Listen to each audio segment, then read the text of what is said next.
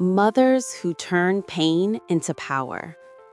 On a quiet street in Columbus, Ohio, Sarah Miller used to sit on the edge of her bed every night and stare at the wall. The house was silent, but her mind was loud, too loud. 3 years earlier, she had buried her husband after a sudden car accident. Overnight, she became a widow, a single mother, and the only shield between her children and a world that suddenly felt cruel. Bills piled up, smiles disappeared, hope felt expensive. Some nights, Sarah cried so quietly even she could barely hear herself. She didn't want her children, Emily, 10, and Noah, 7, to know how scared she was. But pain has a way of teaching lessons no book ever could. Every morning, Sarah still woke up. She still packed lunches. She still braided Emily's hair and tied Noah's shoes. That was the beginning of her power, showing up even when she felt empty. Across the country in Oakland, California, Maria Hernandez was fighting a different battle. Her son, Lucas, had been diagnosed with a learning disability. Teachers labeled him slow. Other parents avoided her. Some even suggested she lower her expectations. Maria went home one afternoon and cried in her car for almost an hour. Then she wiped her face and made a decision. "If the system won't protect my child," she whispered, "I will." She started reading, learning, asking questions. She stayed up late watching videos, researching resources, and practicing patience when her body begged for rest. She became her son's voice when he couldn't find his own.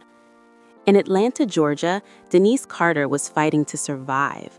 A single mother of 3, she worked 2 jobs and still struggled to keep the lights on. There were days she skipped meals so her children could eat. Days she smiled through exhaustion so her kids wouldn't feel the weight she carried. One night, after her youngest asked, "Mommy, are we poor?" Denise locked herself in the bathroom and broke down. But when she came out, her voice was steady. "We are strong," she said, "and strong people don't give up." Pain had knocked on each of these women's doors. Hard, relentless, unfair. But none of them let it move in permanently. Sarah took a job she never imagined herself doing, working nights at a small printing company. It wasn't glamorous, but it paid the bills. During breaks, she studied online courses on graphic design. She didn't tell anyone. She didn't want encouragement. She wanted results. Months later turned into years. One quiet evening, Sarah received her first freelance contract, then another, then another. The night she resigned from her job, she cried again, but this time it was from relief. Emily watched her mother work late into the night and learned something without being taught. Strength looks like persistence. Maria stood up to school administrators who dismissed her concerns. She brought reports, she asked uncomfortable questions, she refused to be silent. Eventually, the school changed Lucas's learning plan, not just for him, but for other children too. Other mothers started calling Maria, asking for help, guidance, hope. She never planned to become a leader. She simply refused to accept injustice. Denise saved little by little. Some weeks it was $5, some weeks it was nothing, but she saved. She learned budgeting, she learned discipline, she learned to believe that tomorrow could be better than today. Years later, she opened a small home-based catering business. The first order was tiny, the second was bigger. By the 10th, her kitchen was full of laughter, noise, and purpose.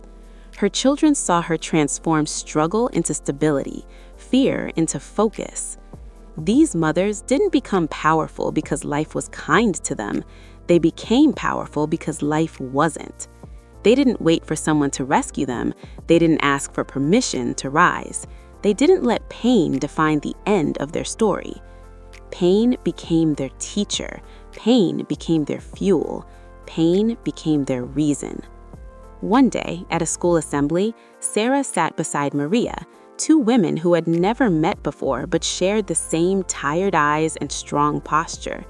Denise stood nearby, clapping proudly as her daughter walked across the stage. None of them knew each other's full stories, but they recognized strength when they saw it. because mothers who turn pain into power don't always look heroic. Sometimes they look tired, sometimes they look ordinary, but inside them is a force that shapes futures. If you are a mother watching this, carrying silent pain, fighting invisible battles, know this: your struggle is not wasted. Your tears are not weakness. Your persistence is changing lives, even if you can't see it yet. Stay with this story, because your power may be quiet now, but one day it will be impossible to ignore. Mothers who turn pain into power don't just survive, they build legacies.